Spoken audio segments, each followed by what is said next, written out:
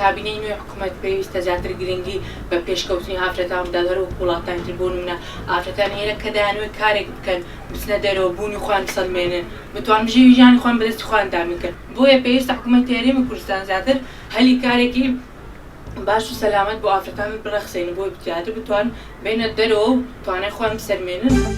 هیوادارم لە حکوومەتی داهاتوو بتوانێت چاکردنی موچە لەسەر جەمتین و توێژەکانە چاک بکات بە تایبەتی هێزی پێشمەرگە بەڕاستی هێزی پێشمەرگە لە پێشەوەی هەموو جەنگەکانە بوو بە تایبەتی ئەم جەنگەی ئاخیر کە جەنگی بەناوبردنی داعش بوو. داوام لە حکوومەتەیە کە هەریکار بۆ گەنجان بڕەخسێنێتەوە دامەزراندن بکرێتەوە بۆ گەنجەکان